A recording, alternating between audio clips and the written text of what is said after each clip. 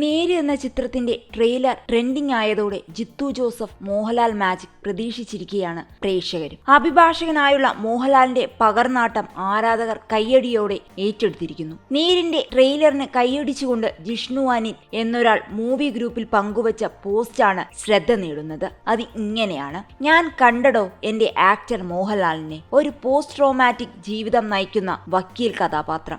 എന്ത് ആഴത്തിലാണ് ട്രെയിലറിൽ ഇമോഷൻസ് ഈ മനുഷ്യൻ പ്രകടിപ്പിക്കുന്നതെന്ന് ജിഷ്ണു പറയുന്നു. ശരീരഭാഷ ആയാലും ഭാവങ്ങളായാലും ഡയലോഗ് ഡെലിവറി, സൗണ്ട് മോഡുലേഷൻ എന്നിവയെല്ലാം കഥാപാത്രത്തിനോട് നീതി പുലർത്തുന്നവയാണെന്നും ജിഷ്ണു പറയുന്നു. വൻ തകർച്ചയിലേക്ക് വീണപ്പോൾ അയാളിലെ നടനും താരവും മരിച്ചു എന്ന തരത്തിൽ ആരോപണങ്ങൾ കേട്ട മോഹൻലാലിനെ അല്ലേ പലർക്കും പരിചയമുള്ളൂ. ഇതിലും വലിയ കളിയാക്കലുകൾക്ക് തന്റെ അഭിനയം കൊണ്ട് മറുപടി കൊടുത്ത മോഹൻലാലിനെ കണ്ടിട്ടില്ലല്ലോ. കാണാത്തവർ തയ്യാറായിക്കൊള്ളൂ എന്നു പറഞ്ഞാണ് ജിഷ്ണു പോസ്റ്റ് അവസാനിപ്പിക്കുന്നത്.